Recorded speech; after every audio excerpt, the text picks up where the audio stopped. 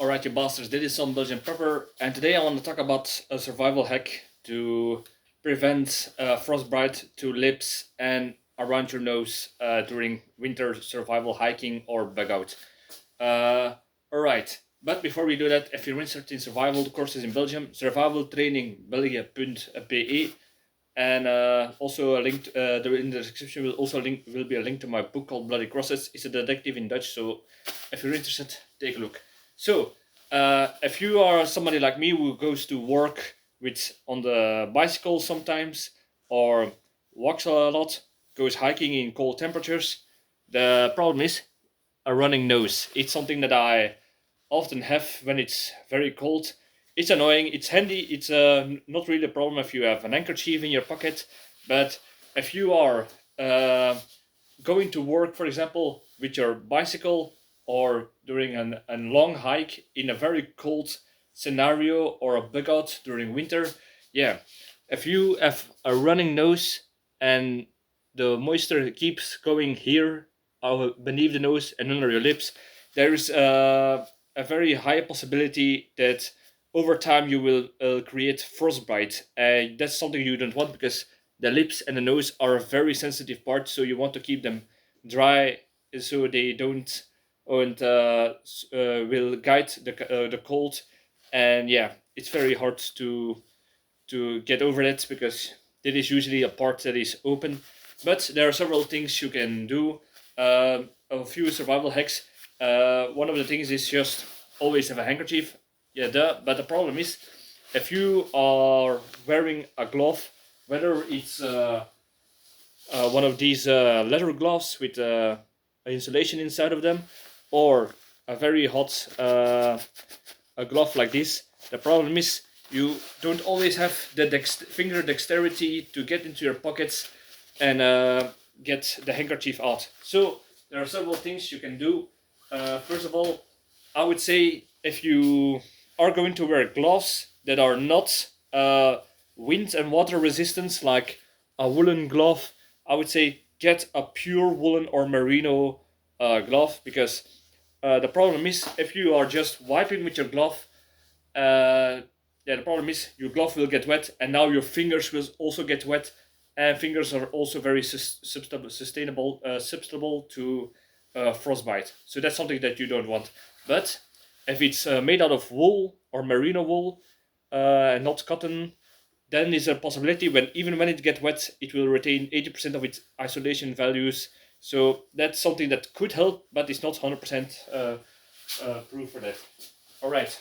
So if you, like me, go to work with one of these gloves, yeah, handkerchief is not handy. But if you have something like this, the thing is, if you're going to wipe your nose, you need to prevent that you will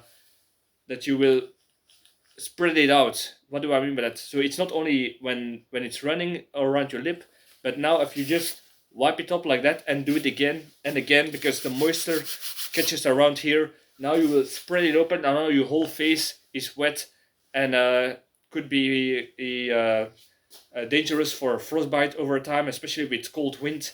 So what you want to do is, if you have gloves, you're riding, you're hiking, and you cannot get into your pockets for a handkerchief, you go to both sides. You wipe here, and with another angle, you wipe like this, and you wipe it off on a some place where it's not really a problem. And that's something that you can prevent from gathering moist on this and spreading it all over again. So you wipe with two angles and you wipe it off again, and that you can repeat at moment. Yeah, it's not very pretty on your pants, but it's better than getting frostbite on your nose and on your lips.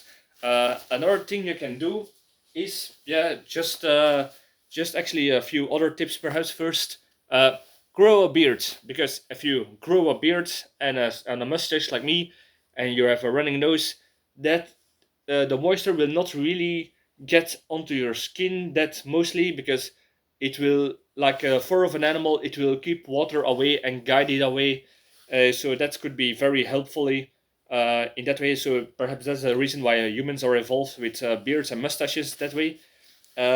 another thing you can do is just when you feel that you have a running nose, just put one nose close and just blow it out like soccer players.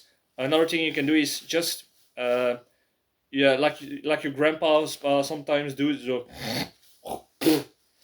and that way you can also get clear of a lot of build-up mucus or moisture that otherwise would be running out of nose. There will be coming out, but less than if you do this on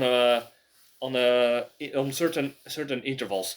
So what you also can do is you take your handkerchief and you choose one of the arms and you try to make it into the widest you can get. So it's a triangle that you have to make like this. You do this around the wrist.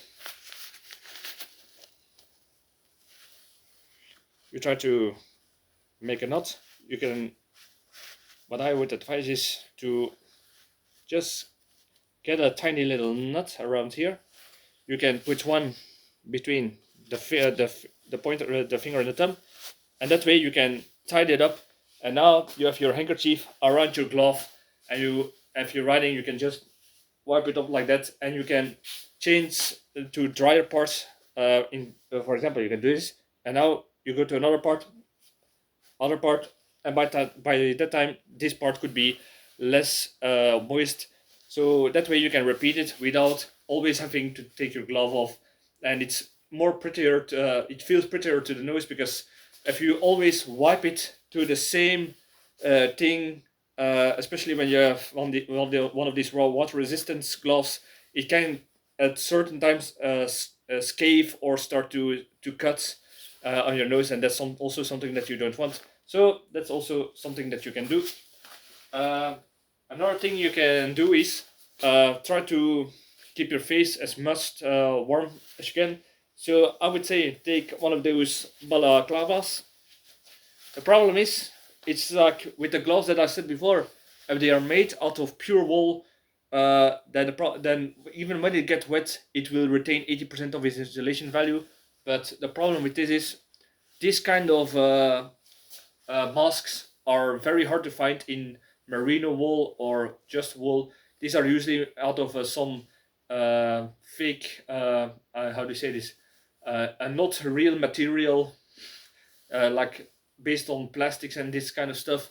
So that's a little bit annoying, but at least when it's running around you, it will get absorbed around it, or it will be guided and a little bit shielded off. So that way, when you start to have a running nose, it will be less detrimental to your nose and to your lips than if you have a naked face.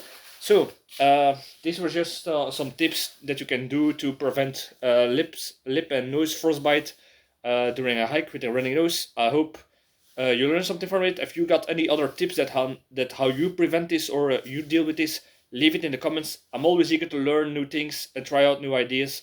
Like, subscribe, all that good stuff, and I'll see you in the next video. Cheers!